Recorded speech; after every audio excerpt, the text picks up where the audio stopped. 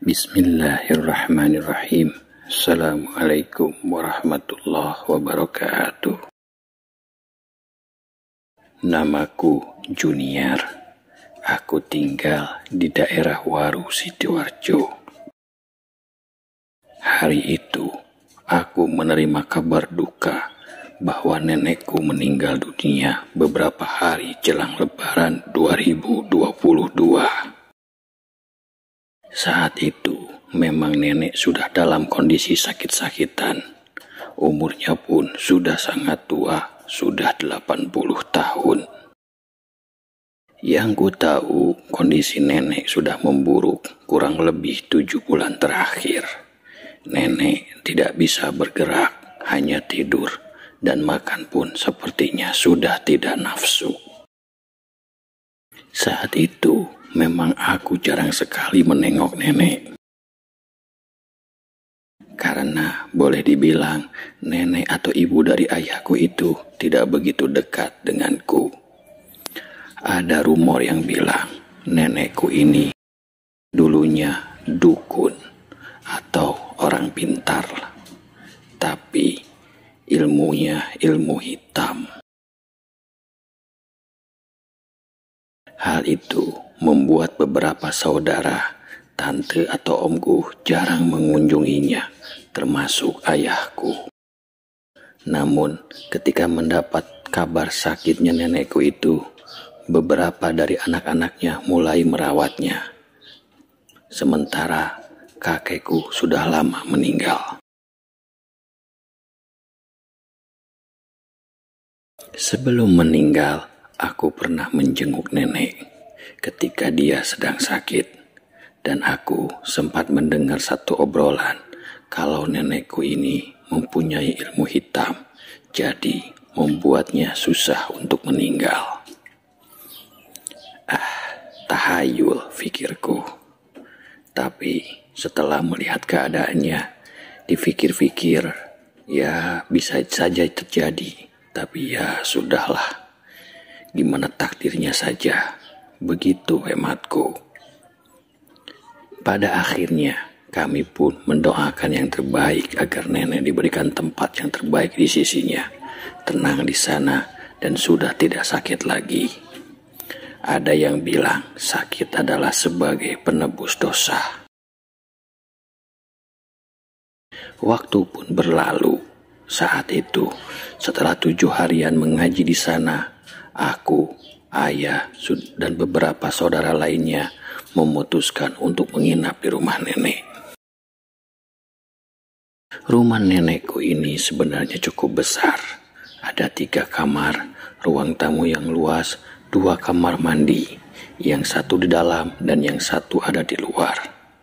Halamannya pun cukup luas, dan ada 1 ruangan yang memang hanya nenek yang boleh masuk ke sana.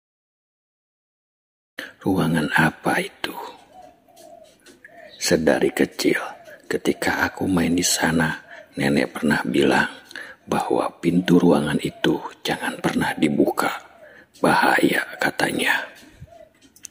Sekarang aku mengingatnya lagi, dan di umurku yang ke-22 ini, aku menjadi semakin penasaran. Singkat cerita, ketika itu keluargaku sedang mengobrol di ruang tamu. Aku melipir dan beranjak ke belakang menuju ke ruangan itu. Ruangan yang pintunya tidak boleh dibuka itu ada di dekat dapur dan kamar mandi, diapit di antaranya. Aku coba buka gagang pintunya yang terkunci. Aku cari di mana kuncinya, namun tidak kutemukan. Penasaranku semakin memuncak. Akhirnya aku mengambil garpu. Lalu aku coba congkel pintu itu. Dan ketika pintunya terbuka, aku mulai mendorong pintunya dan masuk ke dalam ruangan itu. Di dalam ruangan itu ternyata kosong, tidak ada apa-apa. Ya, bahkan kursi, kasur, pajangan lainnya pun tidak ada. Ruangan itu kosong dan dindingnya dicat berwarna hijau. Ruangan ini kurang lebih ukurannya 2 kali 1,5 meter. Ini ruangan buat apa ya? Gudang kali, begitu pikirku. Aku pun melangkah masuk dan kulihat langit-langit di ruangan itu polos. Tidak ada lampu sama sekali. Bahkan ventilasi udara pun tidak ada di ruangan itu. Jendela atau lubang kecil untuk nafas atau udara masuk pun tidak ada. Untuk apa ruangan ini? Aku semakin penasaran. Tiba-tiba ketika aku melangkah masuk ke dalam ruangan itu, terasa udara sangat dingin. Seperti angin yang sedang berhembus mengitariku. Padahal jelas-jelas tidak ada lubang atau apapun yang membuat angin bisa masuk ke sana. Dan tiba-tiba saja aku mendengar suara teriakan perempuan tepat dari depan pintu itu. Dan ketika aku berbalik, ternyata itu tanteku yang histeris melihat keberadaanku di dalam ruangan itu. Semua keluarga menghampiri dan melihat ke arah ruangan yang tidak boleh kubuka itu. Ayahku berteriak menyuruhku keluar dari ruangan itu. Dan semua orang menyalahkanku karena aku membuka ruangan itu yang seharusnya pintu itu tidak boleh dibuka sama sekali. Akhirnya pintu itu pun ditutup kembali. Namun karena tadi ku congkel, pintu itu tidak bisa menutup dengan rapat.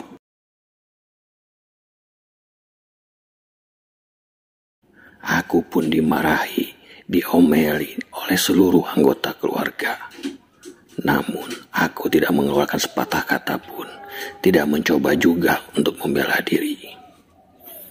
Mereka pun akhirnya capek sendiri dan menyuruhku untuk jauh-jauh dari ruangan itu.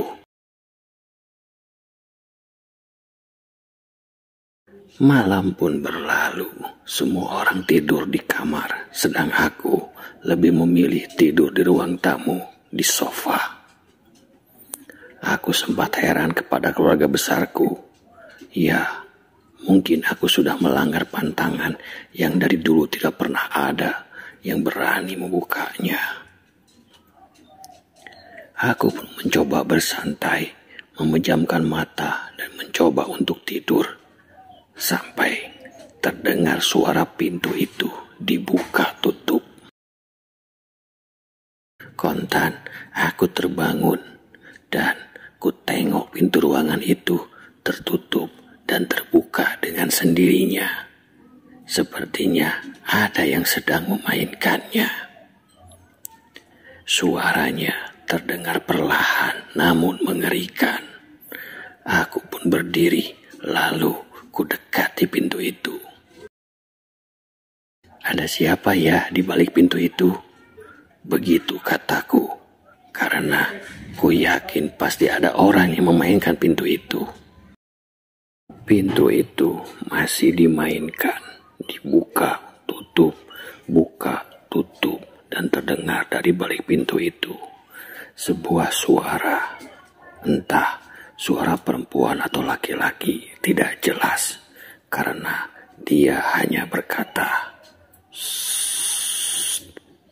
seakan menyuruhku untuk tidak berisik. Penasaran, aku pun mendorong pintu itu sampai terbuka dengan lebar. Ketika aku buka pintu dengan lebar, tidak ada siapa-siapa di balik pintu itu. Bulu kuduku berdiri merinding, dan ketika kulihat lagi ke dalam ruangan itu terlihat lebih panjang dari sebelumnya. Yang ku tahu ukurannya 2 kali 1,5 meter.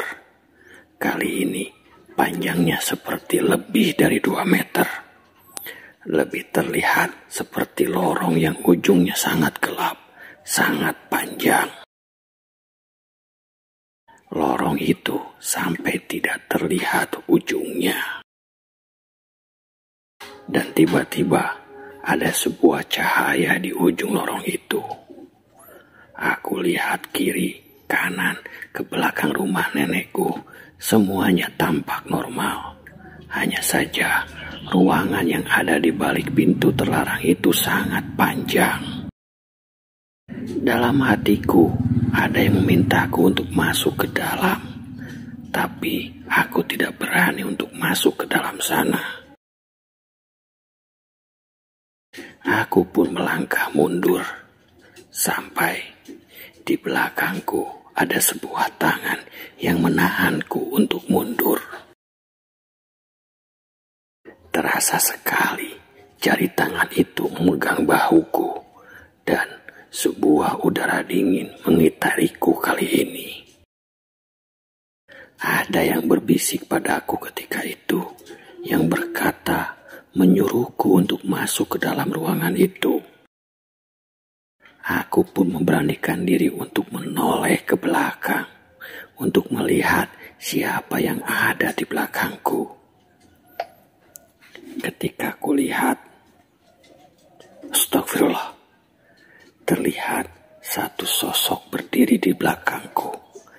Sosok itu sangat menyeramkan. Makhluk ini seluruh tubuhnya bersisik, rambutnya panjang, matanya merah, lebih besar dari ukuran manusia normal. Giginya bertaring, dan kulihat ternyata badannya seperti ular. Lidahnya menjulur panjang dan bergerak-gerak menyeramkan. Aku hanya bisa diam dan langsung menutup mataku sampai terasa ada yang mendorong tubuhku. Akibat dorongan itu, aku pun terjatuh. Begitu aku terjatuh di lantai, refleks aku buka mataku. Dan aku ternyata berada di ruangan itu dengan pintu yang sudah tertutup rapat.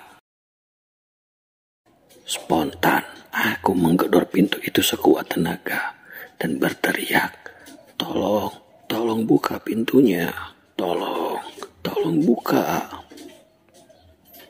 Dari ujung lorong, terlihat ada satu sosok yang seperti mempunyai tangan yang sangat banyak mendekat ke arahku, disertai suara geraman yang sangat menyeramkan. Aku tidak mau melihatnya. Aku pun berbalik ke arah pintu dan terus menggedor pintu itu, mencoba untuk membukanya. Namun, tidak bisa. Aku pun merasa terlelahan sampai aku terjongkok di depan pintu itu. Aku menutup mataku, menutup telingaku, semuanya untuk tidak mendengar lagi suara reraman. Sampai tiba-tiba saja pintu itu pun terbuka. Dan ketika aku melihat ke arah pintu itu, seluruh keluarga besarku ada di sana dan langsung meneriakiku untuk keluar dari ruangan itu. Aku yang masih syok dengan apa yang kulihat tadi, aku coba ditenangkan oleh keluargaku. Dan ketika itu hari sudah siang. Ibuku terlihat menangis sambil memelukku, termasuk ayah. Beberapa saudara-saudaraku mengucap syukur alhamdulillah. Aku tidak mengerti, mereka semua menangis melihatku. Ketika kutanya kenapa, mereka bilang bahwa aku sudah hilang selama 4 hari tidak ditemukan. Ini menjadi mimpi buruk bagiku dan keluarga besarku. Akhirnya pintu itu pun disegel dan tidak boleh ada yang masuk atau membuka lagi, termasuk rumah nenekku. Kami tinggalkan begitu saja. Entah ruangan untuk apa itu dan ritual apa yang dilakukan nenekku dulu di sana. Kami semua tidak peduli dan tidak pernah ingin tahu lagi. Nah, demikian teman-teman. Billahi taufiq wal hidayah. Wassalamualaikum warahmatullahi wabarakatuh.